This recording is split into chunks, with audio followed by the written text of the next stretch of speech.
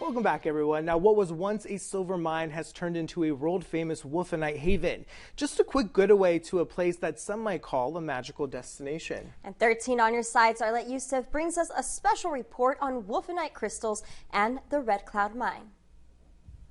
A hidden treasure just northwest of Yuma County, full of gems, especially wolfenite. Wolfenite is a mineral found closer to home than you might imagine. Mine manager Roger Sarber says since the late 1870s, silver miners lived in a town called Silent, Arizona. About 3,000 people lived in underground dugouts. There was even a post office. Eventually, everyone packed up and moved away from what is now called the Red Cloud Mine in La Paz County, which became a world-famous wolfenite mine in 1930 thanks to the discovery of the beautiful gem by a man named Ed Over. After 1930, the mine kind of was in and out of ownership. There was people that were getting in here, and a lot of them were collecting, and it wasn't until the late, let's say about 1998 to 2002, when the first big commercial mining operation came here. That's when large sheets of wolfenite were mined. At the time, they were worth about $1 million. Basically what they did is they mined through the first 100 feet of underground workings via open pit because they didn't want to do any underground mining. The pocket was so big that they hit. Two guys could actually climb down inside of it. The first discovered large pieces of wolfenite are on display at the Smithsonian Institute. A 2.5-inch cluster of bright red crystals is now valued at $5 million. You have this vein of silver, which is basically silver and lead. It's galena. There's a little bit of molybdenum and zinc here, and there's enough molybdenum that mixed with the lead to form a wolfenite solution, and that's the crystals would form as the Earth slowly cooled over about 60 million years. But before it was a collector's item, it was used for war. They were grinding it up, especially during World War II, and extracting the lead and the molybdenum for the war effort. Bullets, batteries, solder, and molybdenum is a steel hardener. The last commercial silver mining at the Red Cloud Mine happened in 1980, but the history of the early miners lives on.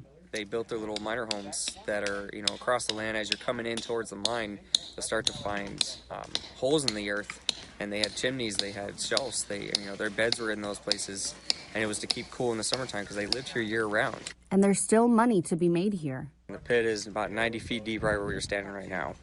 Everything you see around you, especially the attic that's behind me, is a part of the old 1800s diggings that they did down here. Back in 2016, it was on the 390-foot level underground, and we hit a pocket. We took out $300,000 worth of specimens. 2 crystals, 1.5 inch, blood red on matrix, sold for $50,000 each, and the whole pocket was sold out at the Tucson show in 4 days, including those 2 crystals. Just an hour-and-a-half off-road drive will get you to this magical place where the stars practically sit on your shoulders.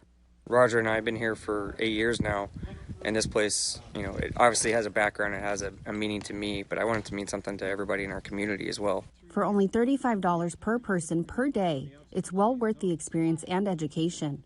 Red Cloud Mine is open from October to April and is even a great camping destination.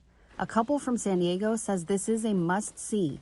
You get to come up and you get to dig in the rocks and you get to find real nice gems, and it's just exciting when you find a piece. I just like exploring and finding treasures. I want to find something and keep it and take it home as a treasure.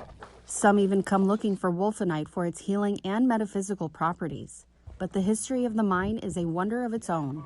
The trails that they left us, the things that they left over for us as new miners and the new generation of miners and new adventurers even, it's an honor to even be able to find that stuff or be inside those homes, to feel the emotions and what they left over for us to see is phenomenal. And if you use a UV light on a fluorescent mineral, you get a pretty glow. The evening view of the mine is out of this world, magical even, as each mineral illuminates different colors, giving you the mystical visions of an underground enchanted fairy tale. It's a phenomenal experience to get to do this. And I want to teach it to other people, especially young kids. We want to create an educational area. Reporting from the Red Cloud Mine, Arlette Youssef, 13 on your side.